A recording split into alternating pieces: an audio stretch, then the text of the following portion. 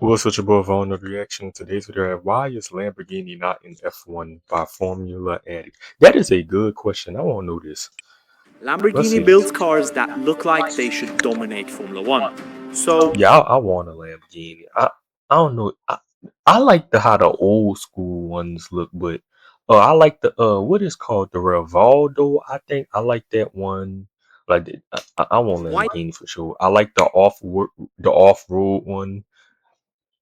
they have never raced properly in it? And why, after 60 years, does the world's wildest car brand still avoid the world's fastest sport?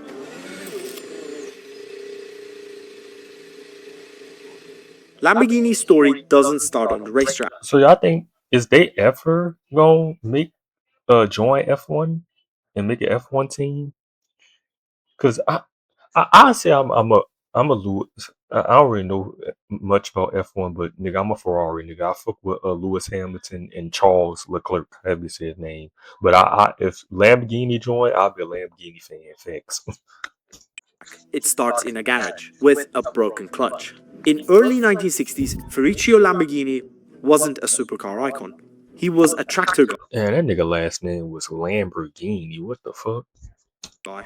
A rich one, but still a tractor guy. And like a lot of Italian men with too much money, he bought a Ferrari and hated it. The car was Damn. brilliant, the engine was magic, but the clutch, it kept failing. So Ferruccio drove to Maranello to complain, not as a rival, just a customer who knew machinery and wanted something fixed. Enzo Ferrari didn't exactly welcome the feedback. He looked at Ferruccio in the eye and said, "You stick to building tractors, I'll build the cars." And that was the moment everything changed. Ferruccio went home angry, furious even, and decided he wasn't going to prove Enzo wrong on a racetrack. No, he was going to beat him where it hurt the most, the road. And that's how Lamborghini was born. Not out of racing, but pride.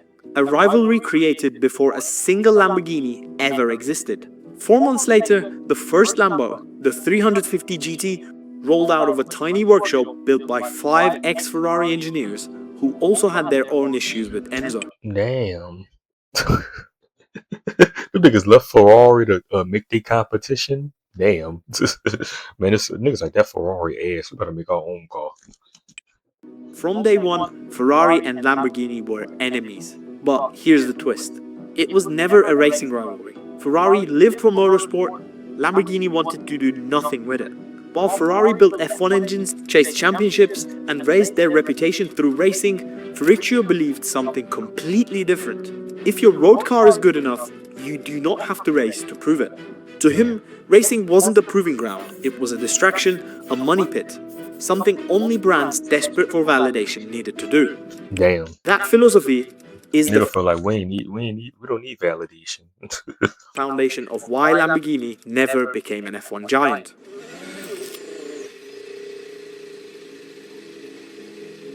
Lamborghini didn't jump into racing right away, but eventually curiosity caught up. Their first real step into motorsport wasn't Formula One. It was something far less glamorous, and it went badly. In the 1970s, BMW asked Lamborghini to help build a new Group 4 race car. Big deal. Big opportunity. This could have been Lambo's way into proper racing. Instead, disaster. Lamborghini built the prototypes, but the company was collapsing financially. They couldn't deliver the cars fast enough. BMW took the project away and finished it elsewhere. Those cars would go on to become the BMW M1, one of the most iconic racing silhouettes ever made. And Lamborghini's name, nowhere near it. That was their first real brush with racing. A chance to prove themselves, a chance to battle the giants, missed. Their next attempt didn't happen until the late 80s, and this time they went straight to Formula One. 1989. Lamborghini became an engine supplier, not to Ferrari, not to McLaren, to small midfield and backmarker teams, Larousse, Minardi, Lotus, Ligier, Modena. It was a weird chapter, almost forgotten now. The engines weren't terrible, Suzuki even scored a shock podium in Japan 1990, but when your highlight reel is a single third place, something isn't working. The low point, the Modena, Lambo 291. A gorgeous blue car with zero performance.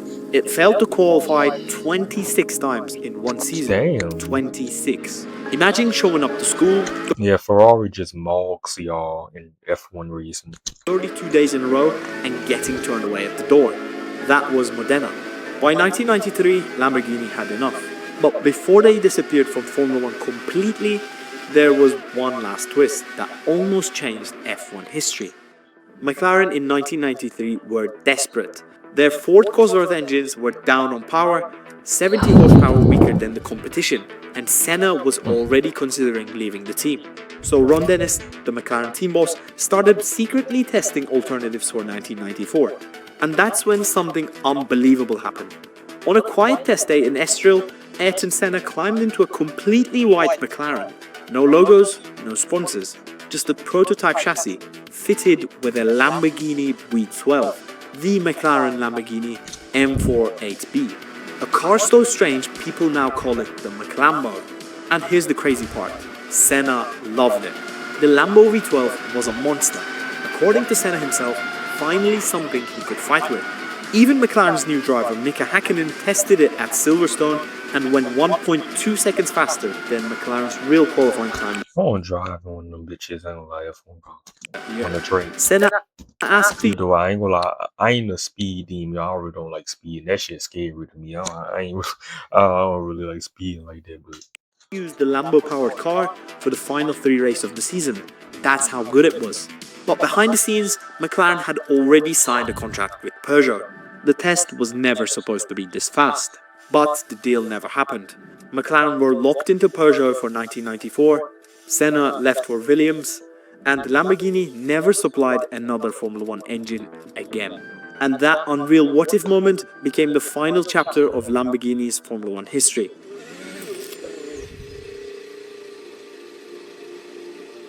Lamborghini's brief Formula 1 experiment revealed something important about the company itself. It wasn't the poor results that mattered, it was the reaction afterwards that told the real story.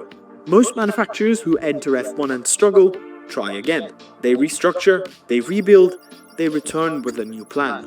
Ferrari rebuilt in the 60s and 70s, Mercedes left, then came back stronger than ever, Honda failed with McLaren, left, returned, won championships, and then left again.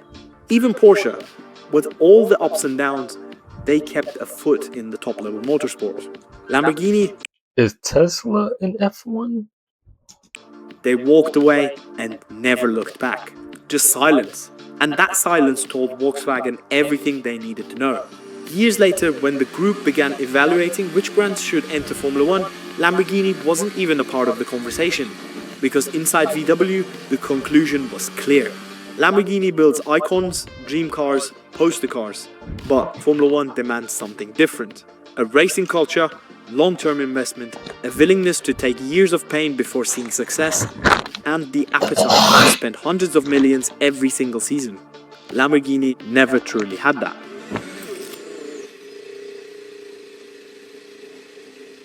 If Lamborghini's Formula 1 story ended quietly, their hypercar story ended even faster. The SC63, the most ambitious motorsport project Lamborghini had ever attempted. A proper factory effort, built with Ligier, hybrid power, global program, and for the first time ever, a chance to fight Ferrari on equal terms. On paper, everything looked perfect. The WEC hypercar rules were designed to attract new manufacturers, and Lamborghini jumped in early. But That bitch, reality hit there's some shit I get on Forza. almost instantly. The car debuted in 2024, and by late 2025, the entire program was gone. With no dramatic goodbye, no long-term plan, just a quiet statement. Lamborghini was withdrawing from the top-tier endurance racing. Officially, Lamborghini blamed a strategic realignment, but the real reasons were painfully straightforward. 1. Money. As development went on, the costs spiraled far beyond what they expected. More parts, more people, more testing, more everything. 2.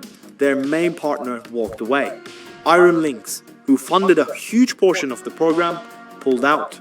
And Volkswagen did not want to bankroll a losing program. And Lamborghini wasn't willing to carry the project alone. Just like that, the SC63 was on life support. And when Lamborghini announced their future plans, the message went unmistakable. They were not doubling down, they were scaling down. A full return to GT3, a new customer car, the Temerario, more Super Trofeo, more safe, more profitable, low stakes racing. And that's the pattern. Lamborghini builds incredible road cars, but in motorsport, they never go all the way in. They take a big swing and pull back the moment it gets difficult, expensive, or political. They did it with BMW in the 1970s, they did it with Formula 1 in the 1990s, and the SC63 became the latest entry on the list. A top-class program they simply weren't willing to fight for. The hypercar project proved something the brand's history has hinted at for decades. Lamborghini dabbles in motorsport, but they don't commit to it. And if a hypercar program, cheaper, simpler, and far less brutal than Formula 1 was too demanding to survive, then F1 was never going to be an option.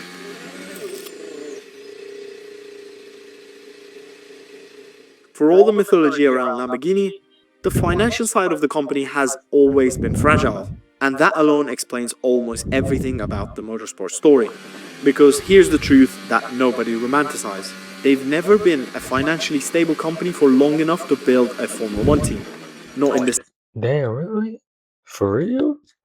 60s, not in the 70s, not in the 80s, not even today.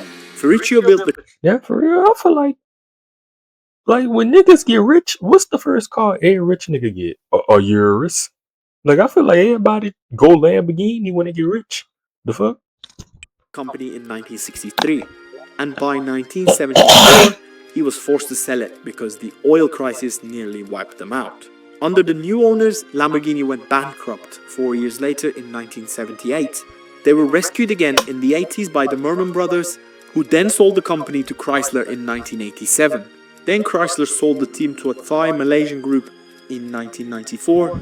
Then that group sold again in 1998 to Volkswagen. Only then did Lamborghini finally get long-term stability. It's a miracle the company survived, let alone build poster cars like Diablo and Aventador. But every ownership change meant the same thing: no consistent boardroom. Every time the ownership changed, the priorities changed with it. One CEO wanted expansion, the next wanted survival, and the next wanted to sell the company entirely. Lamborghini never had the stability or the appetite to build a long-term racing empire. Not like Ferrari, whose business revolves around racing. Lamborghini kept dipping its toes into motorsport. Each time, the same pattern. Start with ambition, end with a quiet exit. This shows something important.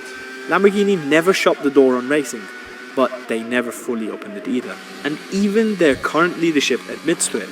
CEO Stefan Wickelmann has said that Lamborghini will never enter Formula 1. Not because they lack the technology, but because Ferruccio never wanted the company to be a racing team in the first place. Lamborghini was built We gonna see. We gonna see if they gonna stand on that. as a We gonna status see. symbol, not a competition brand, and that philosophy still shapes the company today. And maybe one day, if the stars align, the funding, the stability, the philosophy, the iconic Italian bull might finally charge into Formula 1. But for right now, that moment feels a long way off. Lamborghini won't make the jump, but Mission like concert shop and all deuces. We gonna see if they gonna stand on that.